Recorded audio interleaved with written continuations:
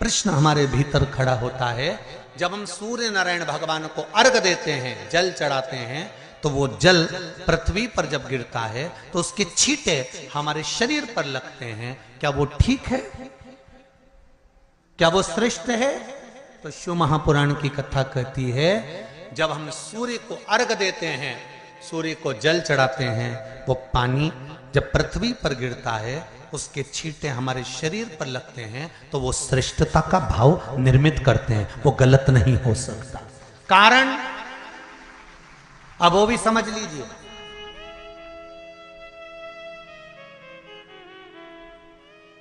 अब सूर्य नारायण भगवान को आप जल चढ़ा रहे हो तो छींटे नहीं लगे, उसके लिए क्या स्टूल पे चढ़ के चढ़ाओगे कि कुर्सी पे चढ़ के चढ़ाओगे?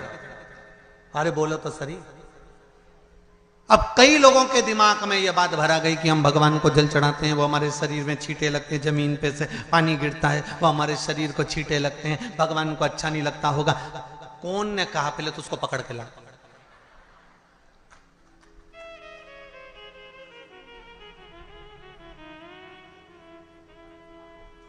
क्योंकि मेरे राम जी महाराज, मेरे भगवान कृष्ण,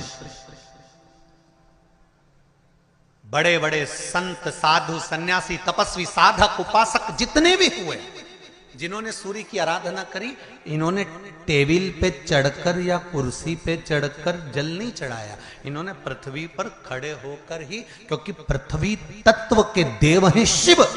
जब हम मृत्यु लोक पर खड़े होकर, पृथ्वी पर खड़े होकर भगवान शंकर का भाग पृथ्वी तत्व को धारण कर कर जल को हाथ में लेकर जब समर्पित करते हैं, और जो जल नीचे गिरता है वो शरीर पर अगर लगता है तो हमको उसका आशीर्वाद ही प्राप्त होता है, दोष नहीं लगता। पर लोगों ने इसको विपरीत कर दिया। कि कौन ने विपरीत करा? कई लोगों ने इसको विपरीत कर दिया।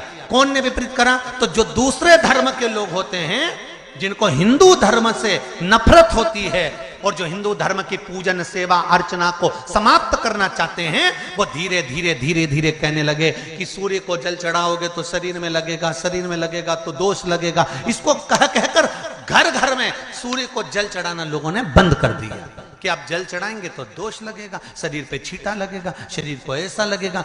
ये दोष नहीं है। कितनी सुंदर बात है महाराज। सूर्य नारायण भगवान को जब जल चढ़ाया जाता है, हाथ सिर से 8 इंच की दूरी पर होना चाहिए।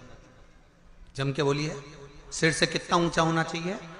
8 इंच ऊपर अपना हाथ होना चाहिए मस्तक से सूर्य को जल चढ़ाते समय। और ना चांदी का, ना स्टील का, ना लोहे का, ना प्लास्टिक का, ना कांच का, ना सोने का कोई बर्तन, ना कांसे का, ना एल्युमिनियम का, ना पीतल का, केवल एक पात्र होना चाहिए, वो है तांबे का। काय का पात्र होना चाहिए? तांबे का पात्र। और सूर्य नारायण भगवान को जब 8 इंच ऊपर तुम्हारा हस्त है, और जब हम सूर्य को जल चढ़ा रहे हैं, कैसे जल चढ़ाना है वो भी समझ लीजिए।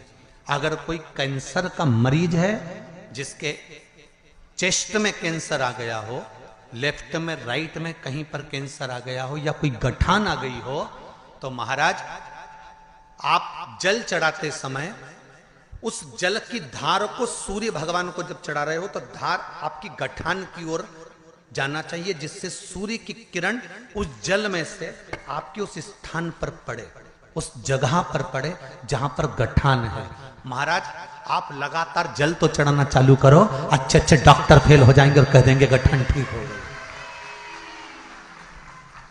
आपका लीवर और किडनी गड़बड़ कर रहा है, आप प्रतिदिन, आपका स्वास्थ्य गड़बड़ रहता है, आप प्रतिदिन ये ज्योतिष शास्त्र के अंतर्गत, रत्न शास्त्र के अंतर्गत, ये रत्न शास्त्र, ज्योतिष शास्त्र, रंग शास्त्र जो हमारे यहाँ है, रंगों के हिसाब से ये जितने रत्न होते हैं, माणिक हुआ, मोती हुआ, नीलम हुआ, मूंगा हुआ, पुखराज हुआ, ये क्यों कहते हैं ये पीला है, ये सफेद है, ये नीला है, ये लाल है, इसको शरीर में क्यों पहनाते हैं? उसका कारण होता है कि जब शरीर में पहनते हैं, सूर्य की किरण उसमें पड़ती है, हमारे शरीर पर वो कलर का इफेक्ट पड़ता है, उस कलर को शरीर पर लगता है, और शरीर पर लगता है तो हमारा शरीर धीरे धीरे, हमारी जो इंद्रियां हैं वो सही होने लगती हैं, काम सही होने लगता है। तो आप प्रसंग है, पहले कभी स्मरण में नहीं आया, पर आज स्मरण में आया है नखपुरा में, तो बड़े सावधानी से सुनिएगा। एक बार मां आद्य शक्ति पार्वती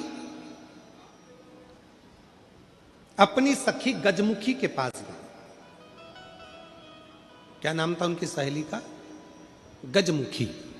जम के बोलो, गजमुखी। उनकी सखी गजमुखी के पास गई। ध्यान देना थोड़ा सा।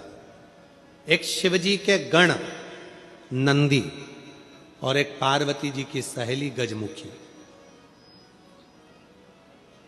कहते हैं शंकर भगवान के गण नंदी इतने सुंदर थे, इतने सुंदर थे कि उनको देखकर अप्सराएं भी उनकी ओर आसक्त हो जाती थी। इतने सुंदर, इतने सुंदर। तब बाबा देवादिदेव महादेव की आराधना में नंदी लग गए। शिवजी ने कहा वर मांगो, तुमको क्या चाहिए? तो कहा कि मेरा मुख बदल दो, मुझे ये मनुष्य का चेहरा नहीं चाहिए। क्यों? अगर ये चेहरा रहेगा तो लोग मेरी ओर आसक्त होंगे और मैं आपकी भक्ति नहीं छोड़ना चाहता, इसलिए मुझे ये चेहरा हटाकर आप नंदी का चेहरा लगा दीजिए और मुझे आपका शिष्य बना दीजिए। दूसरे नंबर पर है माता पार्वती जी की सहेली गजमुखी। इतनी सुंदर थी, इतनी सुंदर थी, इतनी सुंदर, जो आज के जमाने में दिन भर इंस्टाग्राम पर और फेसबुक